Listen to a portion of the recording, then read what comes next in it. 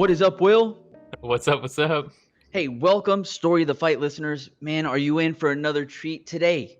We have fighter and coach out of the Prodigy Training Center in Hawaii. At only 18 years old, he has the experience in pancration, amateur and pro MMA, wrestling, kickboxing, and submission grappling. He's a 2023 Hawaii High School State Wrestling Champion, undefeated in his one championship career so far. He has a fight booked next month on one of the biggest events of the year, the Phenom, none other than Mr. Adrian Lee. Adrian, how you doing, man? I'm doing great. Thanks for having me on. Brother, if you're not pumped after that intro, I don't know what else we're going to be able to do to get you pumped, dude. That's solid. Congratulations, by the way, 2023 wrestling champ. Yeah. Thank you. Yeah, one of my coworkers used to coach wrestling back in Hawaii back in the day. So he's going to be very happy to know that we're talking to you right now. But welcome to the show, man. Yeah, thank you. Absolutely. So we'll get started right off the bat. We know you have a lot of training going on right now. Did you train earlier today? Yeah, I just came back from morning training, just 10 minutes ago. Dude, I just walked for 10 miles earlier today. I'm just kidding. I didn't. But that sounds amazing. How you feeling so far after your first round of training there? I feel good. I'm feeling tired, sore. Training camp's been great. Definitely feeling it on the body, but it's all going to pay off. Are you training again tonight? Yeah, I train 2 to 3 times a day. So, yeah. I train once in the morning, sometimes in the afternoon, and then in the evening.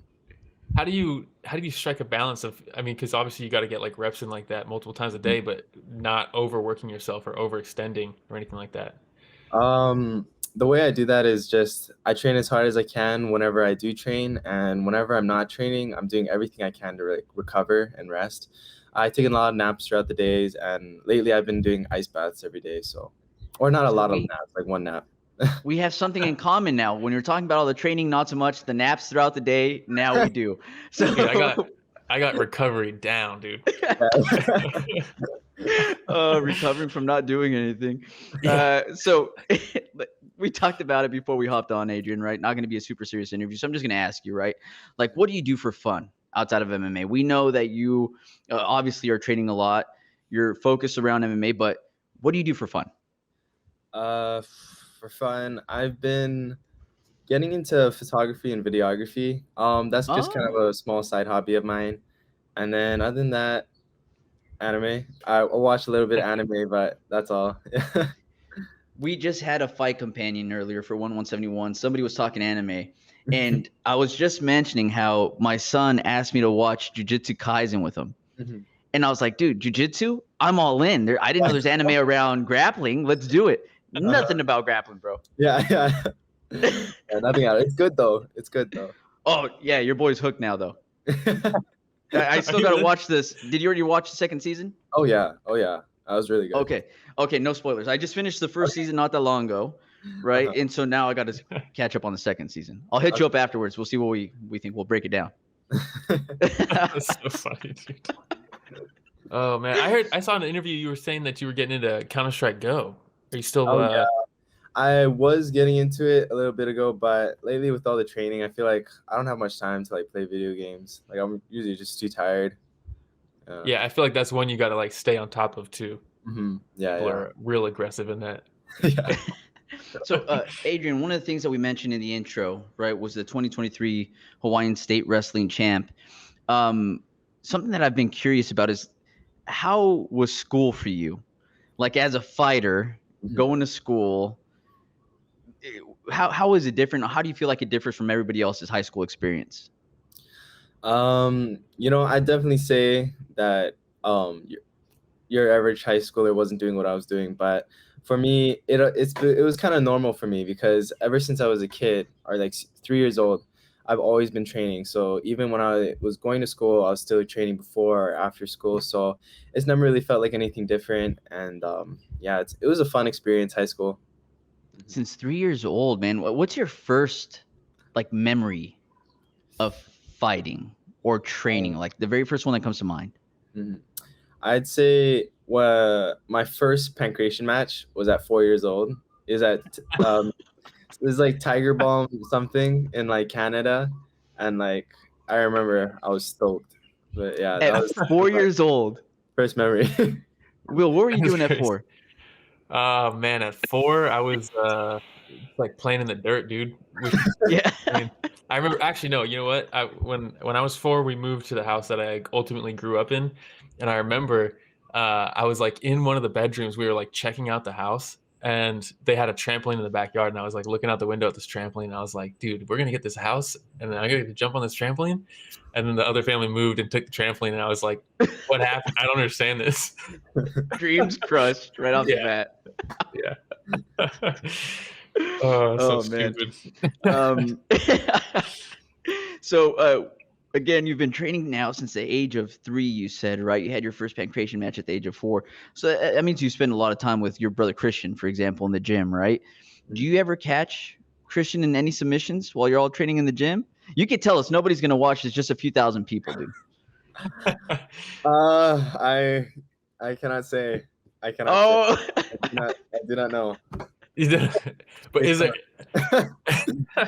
There's got to be some things though that like I'm sure you've spent so many rounds with him that you're like, man, if some of his opponents just knew this one thing, like if they just Yeah, definitely. I've been training with my brother for like as long as I can remember. So whenever we do like nowadays when we're doing hard sparring rounds, it's like it's kind of comfortable in the sense that we're so used to each other. We know each other's styles so well.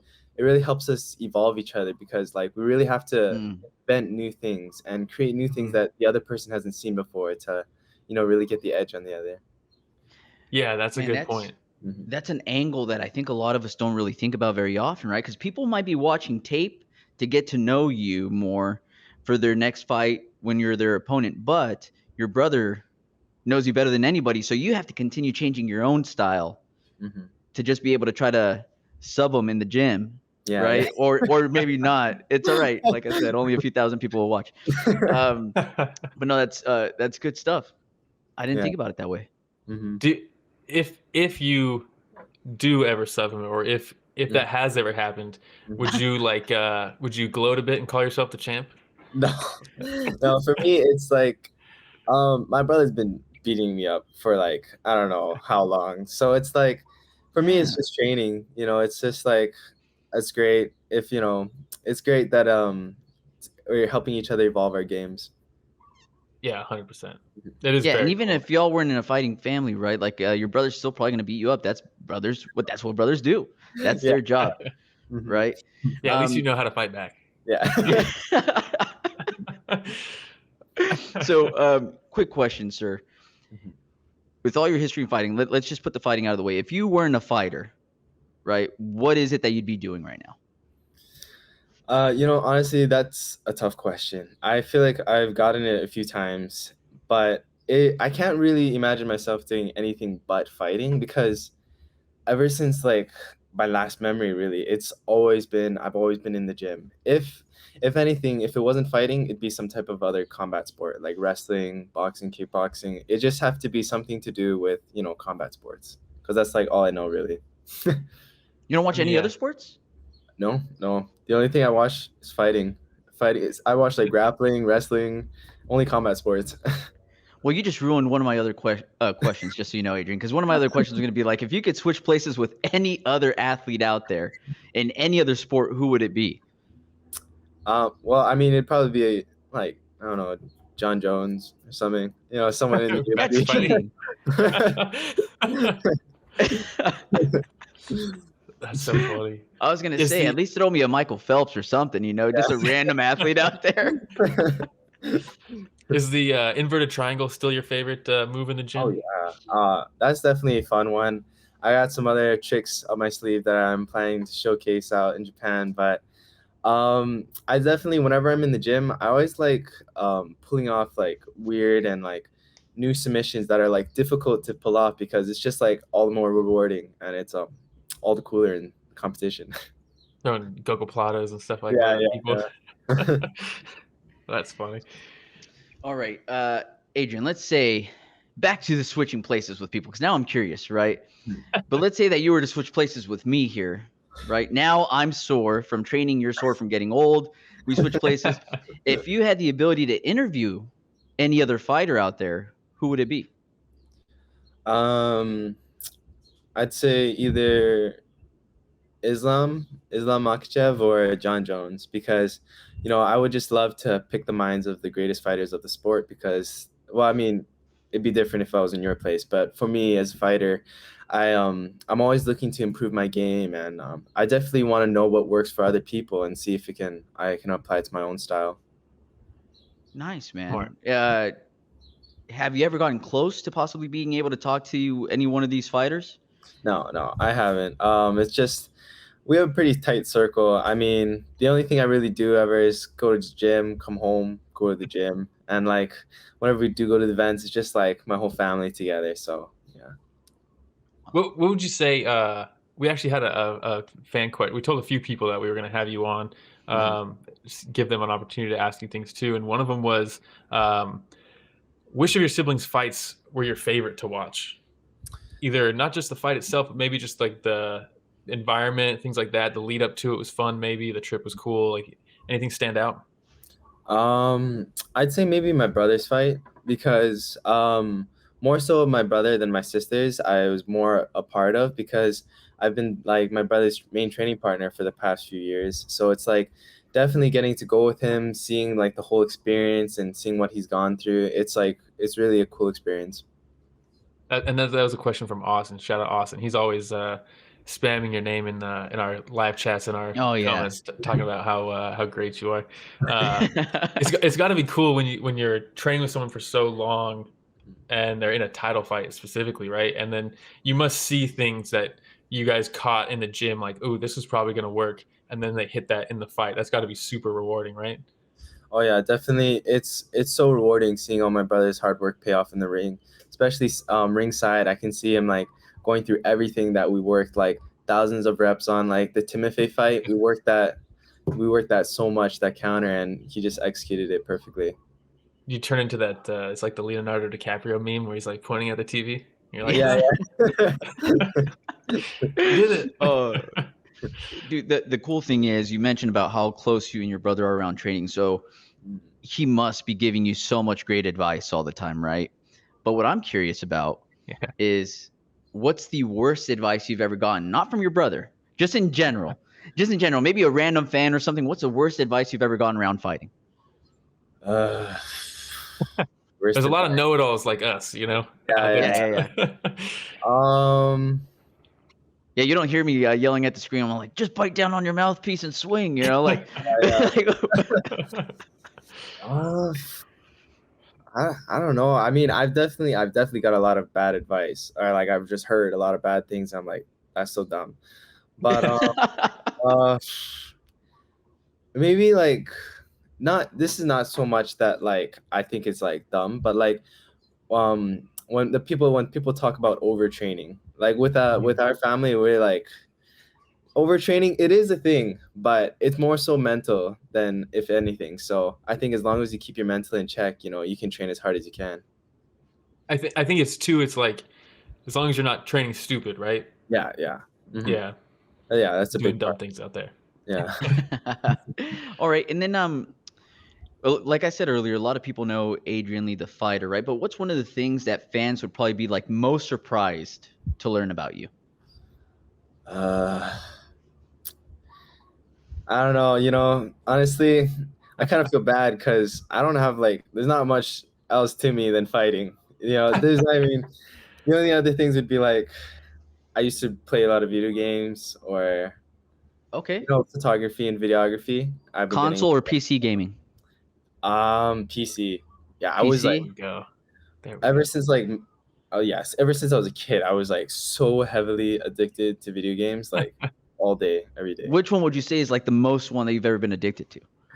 Okay, so yeah, I don't want to touch hate for this, but so like in middle school, prime time, I always played Fortnite. Played so much. I even made it to the World Cup, but I didn't go. What? Yeah, because I had. Are you serious? I qualified for the World Cup, but it was at the same time where I had to fly out for my nationals when I was in middle school. Wow, dude. Yeah. So that's probably a surprising fact. When's the last time you've played Fortnite? It's been like a few months, maybe like a Bro, year. you, me, duos, we're doing it. Lock it in. You're gonna go down as one of the best Fortnite players in Hawaii. I'm one of the oldest Fortnite players in the United States. So you and I together, dude, we're gonna make this happen. Oh god, yeah. I'm like, it makes me so sad now. Whenever I hop back into video games, I'm like, I'm so bad. Like I used to be so good because I just played so much, like every day, and like it's like I lost it all for fighting. You're probably still better than I am, dude. It's all good. Like, let's be real here. It's all good. God. Ramiro's on a Fortnite kick lately, dude. It's crazy. I've been on a Fortnite kick. I don't know what to tell you. My wife and my daughter go off to this trip for cheer. I stay behind with my son, dude, and it's just like a guy's weekend, right? We're practicing baseball out there. We're playing soccer. So I was like, what else do you want to do? And he goes, I don't know. Do you want to play Fortnite with me? And I was like, sure. This was last April, dude, almost a year ago. I've been playing ever since. I've been playing ever since, dude. It's addicting. It's fun. Yeah, it is addicting. Yeah, it's a fun game. Man, your boy's level 144 right now for this season, just so you know. Yeah, I've been playing a little too much, Adrian. Don't laugh at me so hard, okay? I got a full-time job and a podcast, dude. Bro, I know. Just been pulling all-nighters playing Fortnite. That's the life, honestly. Dude, you're about to get Adrian back into it. It's going to derail this whole training camp. I know, right? It's all good, Adrian. I got your back, dude. Just a few more questions, right? And again, some of these questions are going to be kind of silly, man. But if you could challenge any celebrity to a fight, any celebrity, who would it be? Jake Paul. Let's go, dude. Yeah, there's the call. Jake Paul. I feel like even like seeing his fight with Mike Tyson, I was like, oh my god. Like I was like, oh, I want to fight him. a lot of holes to exploit in Jake Paul's game. Oh yeah, definitely. They should tell him to come over to. I heard something about him coming over to MMA, but you know, I'd love to fight him in MMA. That'd be amazing. You think he wants that though, dude? Come on. Nah. I feel like it's too hard to not fight like real, you know, like the top of the top. Okay, so let's say you fight Jake Paul, man. What's the outcome? Give me the prediction. Oh, knockout, submission, one of those two. First round? First round. Oh yeah. You heard it here first. That's the seed. So after Fortnite, then we sign you up for Jake Paul. Lock it in. Yeah. Let's go. So you said knockout or sub. Another question we got from Austin was, for you, what feels better, like landing like a flush combination on somebody or locking in like a submission? That's tough. You know, they both feel so good. I'd say maybe the knockout, but it's kind of hard because, you know, with the submissions, like I've been grappling for so long. It's like they just feel so good. Like it's like getting a nice quick catch. It's like it's as good as it could go, you know.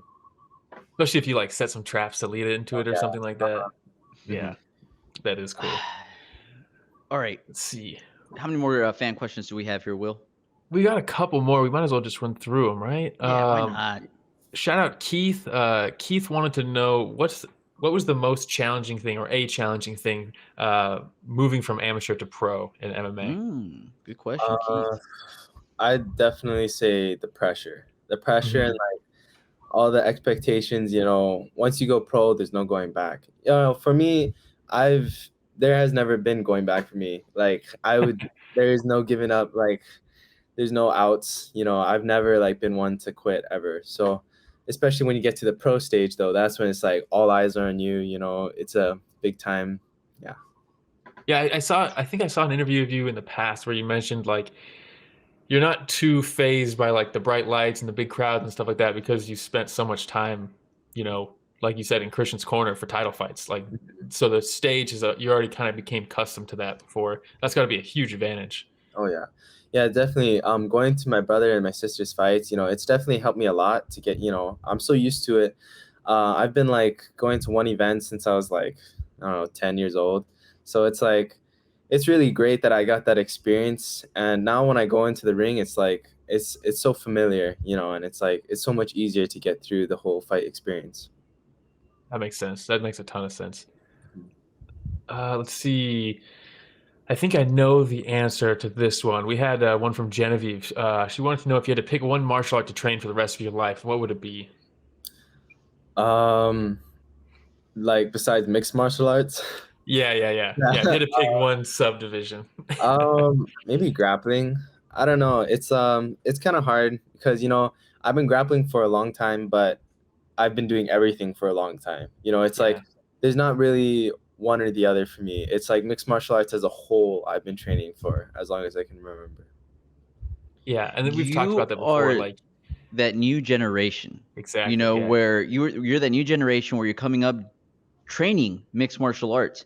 When it first comes out, you have these experts, right? Like the Damian Mayas of the world that just grow up doing jiu-jitsu, or you have those strikers that just grew up doing, I don't know, like Stephen Wonderboy Thompson, right? Like karate. Yeah. But you're that new generation, man, that's coming up having learned everything from the point that you were 3 years old to now.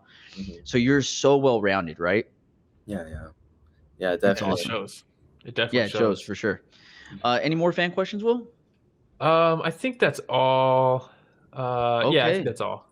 Awesome. Well, we have one last question for you. And as you know by now, Adrian, based off of our interviews, we bring the hard-pressing questions, okay? In Denver, in your post-fight interview, we asked you, pineapple on pizza, yes or no? And he said yes. You just got to try it, right? Don't knock it till you try it, essentially. So here comes a hard-pressing question for you. You have to use a minimum of 3 toppings on your pizza. You have to put that together for us right now and go. Okay, well, this would be very basic, but just cheese, marinara, pepperoni. No, you can't. No, dude, that's perfect. No, you can't get better than a pepperoni, dude. Will, just so you know, Will's favorite food, and I know Will pretty well, is a double bacon cheeseburger plain. No sauces, no nothing. Just meat, cheese bun, and bacon.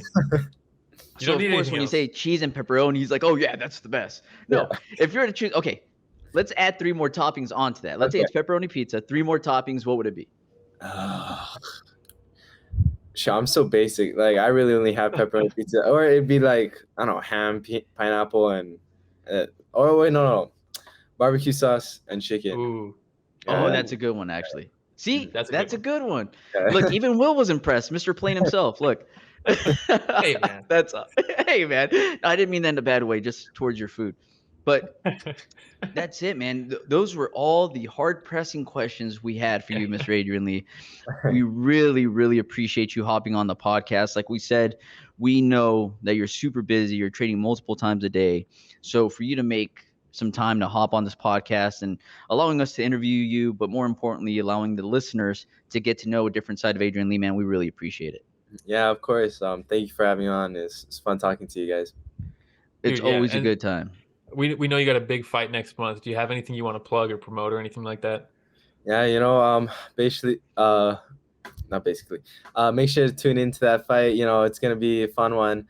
I definitely got some new tricks up my sleeve that I'm planning to showcase out there. So make sure to tune in. Yeah, and that's 172 Saitama Super Arena is so legendary. That's March 23rd. Did you watch a lot of like Pride and stuff like that? I didn't watch a lot of Pride. I watched a lot of UFC, but I've seen a lot of and I've heard a lot of like fights with Pride and Ryzen, and I'm super stoked to be fighting in Japan. I love Japan. Yeah, dude, Saitama Super Arena, it's like so much history. Like it's so cool. It's so cool. That's got to be awesome. Yeah. Rich, the producer. Before we go ahead, one last question. Fortnite, build or no build? I played build. Yeah. Oh, see, I'm still a rookie, dude. I play no build. I can't do the build.